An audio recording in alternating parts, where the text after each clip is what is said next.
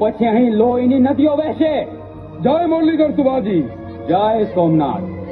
આપા દેવાયત, તમારા ઘરમાં ડિયાસનો દીકરો ઉછરે છે, એ સાચું?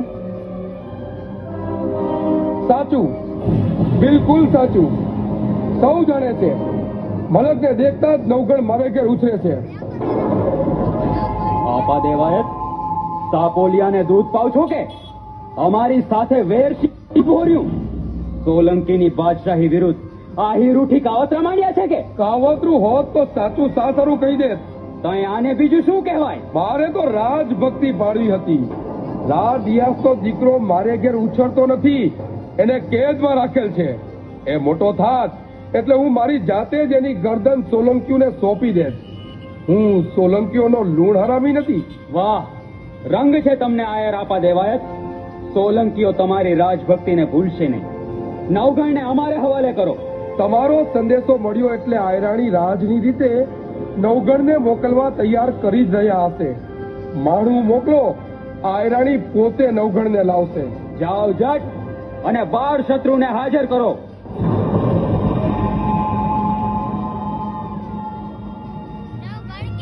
બેટા વાહન, સોલંકીનો સુબો આવ્યો છે, તારે જવાનું છે. ભલે માં. માં, હું પણ વાહન સાથે જઈશ. તો આશરા ધર્મ લાજે બેટા. આ તો આયરોની ખાનદાનીનો સવાલ છે. માં, હું આવું? ચાલ, તું નગાભાઈ પાસે રહી. એને ખીર બહુ ભાવે છે ને, જો અંદર ઢાંકીને રાખી છે. જા ભાઈને ખવડાવ. ચાલ ભાઈ, તને ખીર આપું. વાહનભાઈ, વેલો આવજે, તારા હાટુ ખીર રાખશું હો. માં, નગો ભલે ને આવે.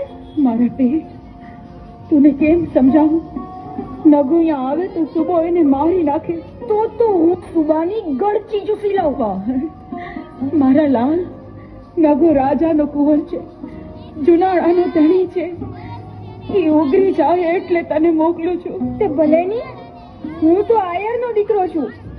મરું ને તો ચપટી માટી પલળે ને ભાઈને મારી નાખે તો રાજ રાંડી જાય. કેમ માં? વાહણ, મારો પેટ, તને મોરલીધર ના રખો પા. ભાવે બહુ તું મારા પેટે આવતો છે દીકરા. ચાલ.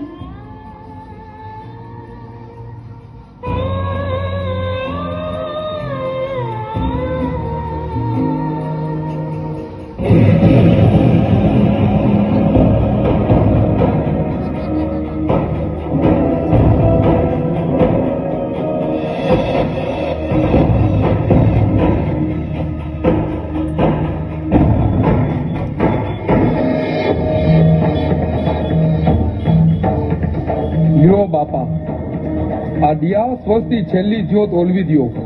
સાચું ભણજો. આજ નવગણ છે ને, એના નૂર તેજ જુઓ. એ રાજાનો કુંવર નથી લાગતો? હમણાં ખબર. હે નવગણ, મારા પગે પડી નમન કર, નહીતર તારું માથું ધરતી અલગ કરી નાખીશ. કર નમન. તારા જેવા કાયરને નમન કરું તો મારું ખૂણ લાજે. તારા જેવા કપટીને નમન ન કરાય, તને તો ખાસા મરાય. આજ લાગે છે રાવંશનું સાપોલિયું. એનું ભોળું ભરડી નાખીશ. દેવાયત આપા, ઉતારી લ્યો આ બાળ દુશ્મનનું માથું. સુબાજી, બાળ દુશ્મન તમારો. કોઈ સમોવડિયાને લલકારવાનું કહો.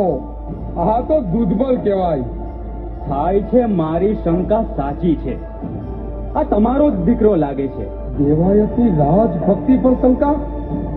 અરે જેથી આયરનો દીકરો ખૂટામણ કરશે તેથી સોરઠનો નગાધીરાજ ગરવો ગિરનાર સમુદ્રમાં સમાશે. આયરના ઉજળા